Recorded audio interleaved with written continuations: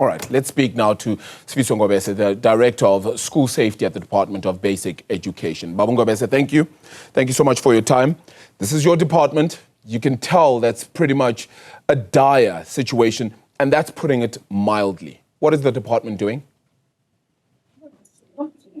As you would have listened and seen today, or maybe let me start by saying good afternoon to you and good afternoon to your viewers. As you would have seen today, ministers coming together, signing the protocol. It's an indication of the commitment by the department to make sure that we deliver safe schools in the country, especially in those areas that are currently challenged.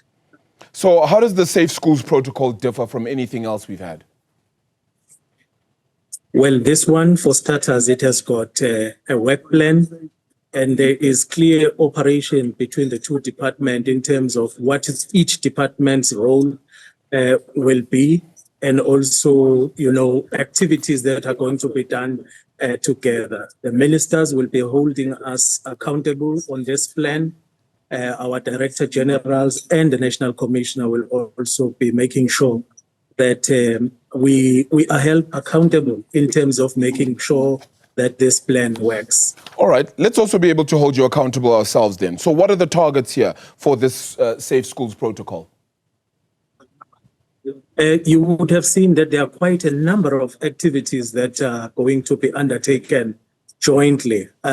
It involves quite a number of activities. I'm sure you would have seen that, it's not just searches and seizures, but, for places, for example, where learners are carrying unwanted substances in the school, we will elevate it to, searches and seizures that will even involve dogs. Because we know that when you do your own searches and seizures, there are certain things that you might not even see. So it would be quite important that we, in schools especially, or areas where there are challenges, that we escalate, to that particular level. But it also involves, being proactive, making sure that, for example, we play our part as education, especially around that, school role at the school. So it is quite a broader undertaking by the two departments. Yeah, hopefully we don't lose you technologically as well, because there seem to be a few gremlins at play. But Baba, are you able to give us timelines with regards to the implementation of this Safe Schools Protocol? For anybody who wasn't, of course, listening or at the briefing, etc., when exactly can we expect all of this to begin, to kick off, and of course for measures to be felt as well and the impact? Yeah, in fact, we started at the beginning of the year already this year, because our ministers met last year in December, and then we started working around December, and we started then implementing. So there are already projects that have been done together, and it is going to be an ongoing undertaking.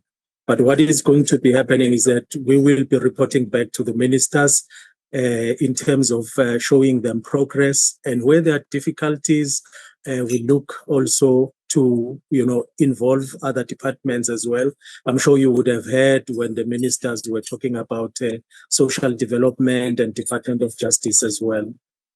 Yeah, Director, let's talk just about identifying high-risk schools or high-risk areas. Has the department had to do that with regards to this process as well, to ensure that it kind of has the right measures in place in the right areas? Because I believe that it wouldn't be correct to then put or implement this across the board, because the cost thereof would also be quite astronomical.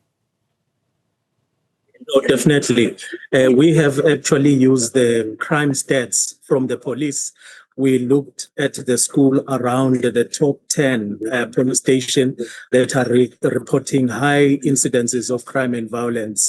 And we sort of then look at those schools around those places, but also from the police stats, schools that are always reporting issues around theft, burglary, as well as general violence in schools.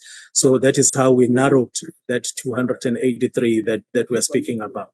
Will there be special training for teachers, maybe even for learners if need be, for principals, etc., to kind of enhance their awareness of the school safety protocol, what it entails, what their responsibility is as well, and the safety for children? Oh, definitely. Not just on the protocol, but on the national strategy, National School Safety Framework, which is a strategy.